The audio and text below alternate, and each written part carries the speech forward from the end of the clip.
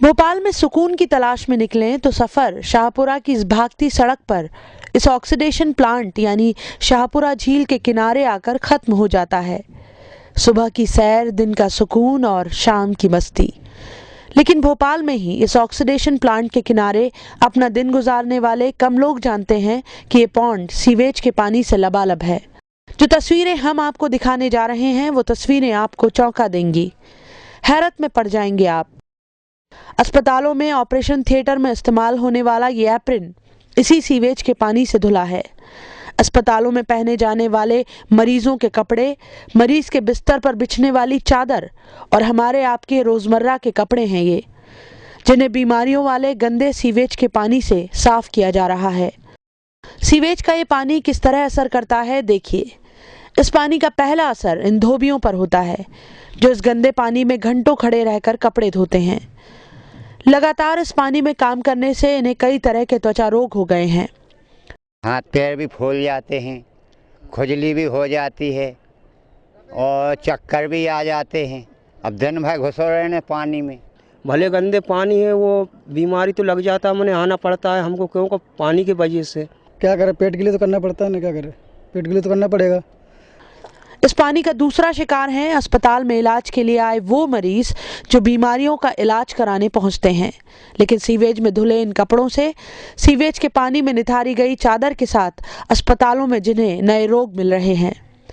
मरीज तो मरीज, डॉक्टर भी महफूज नहीं। ऑपरेशन थिएटर में जहां साफ सफाई का खास ख्याल रखा जाता है, वहां डॉक्टर इसी पानी से धुले ये एप्रिन पहनकर ऑपरेशन करते हैं। ये इस कहानी की एक तस्वीर है। दूसरा और असल पहलू ये है कि जिस पर इस प्रदूषण की निगरानी की जिम्मेदारी है, उसी पॉल्यूशन कंट्रोल बोर्ड के दफ्तर की सीमा के भीतर ये सब कुछ हो रहा है।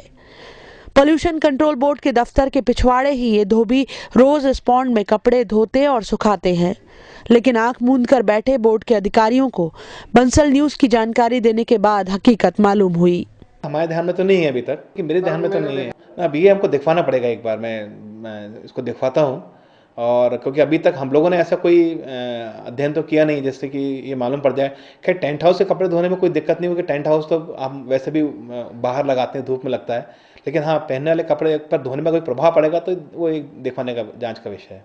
आपकी जानकारी के लिए हम बता दें कि प्रदूषण नियंत्रण बोर्ड के पास पूरे प्रदेश में लेबोरेटरीज हैं, वैज्ञानिक हैं, जिनके जरिए पानी में बढ़ रहे प्रदूषण की जांच की जा सकती है। लेकिन पॉल्यूशन कंट्रोल बोर्ड को उसकी ड्यूटी याद दिलाने के लिए शिकायत करना जरूरी है। ये तो बोर्ड का हाल है, लेकिन भोपाल को पेरिस बनाने की हसरत रखने वाले प्रदेश के काबीना मंत्री का जवाब भी सुन लीजिए जरा। कितने जागरूक हैं हमारे सरकार और कितने जवाबदार। अस्पतालों के और टेंट हाउसों के कपड़े धुलते हैं अभी तो धुलने दो, गंदा पानी है वो। जिस दिन हम साफ पानी कर देंगे उस दिन रोक लगा देंगे, कहीं ना कहीं तो धोएंगे वो। अभी गंदे पानी, उन्हीं को नुकसान है। गंदे पानी में रोकने से और बीमारी फैलती है। ये तो जनता को खुद ही जागृति होना चाहिए कि आप हाथ कहाँ धो रहे हैं गंदे पानी में, तो हाथ और गंदा होगा। ये तो उनसे मना करो, आप उनको जागृति पैदा करो। नहीं, प्रशासन की कोई जिम्मेदारी नहीं है। कोई गंदे पानी में नहाना चाहता क्या करेगा, उसको क्या करेगा? नहीं, कोई भी धोए, उनको खुद ही नहीं धोना चाहिए। आप जाके उन्हें मना करो। वो तो गंदा पानी, आप ही खुद कह रहे हो गंदा पानी है, फिर क्यों धो रहे हैं गंदे पानी?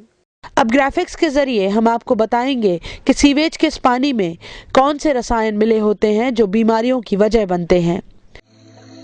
सीवेज के पानी में अमोनियम नाइट्रेट की मात्रा 0.2 ppm है।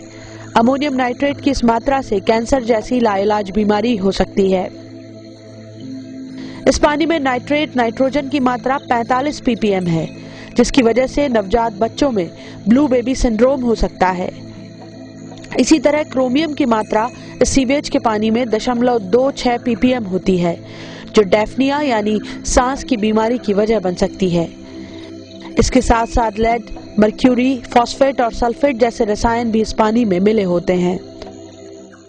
हमने तो सामने रख दी है हकीकत कि किस तरह भोपाल के अस्पतालों में सीवेज के पानी से धुले कपड़ों के साथ पहुंच रही हैं नई बीमारियां। हमारी लेबोरेटरी है और हमारे जो तकनीकी अधिकारी हैं, अगर हमें इस तरह की कोई शिकायत प्राप्त होती है तो हम उनके पास जांच के लिए भेजते हैं। और हमारी खुद की एक लेबोरेटरीज है, भोपाल में भी केंद्रीय प्रयोगशाला है और हमारे जितने क्षेत्रीय कार्यालय हैं सब जगह प्रयोगशाला है।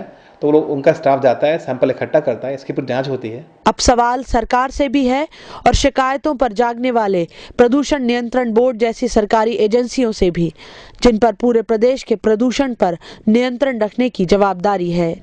कमलेश के साथ राजेश राय, बंसल न्यूज़, भोपाल।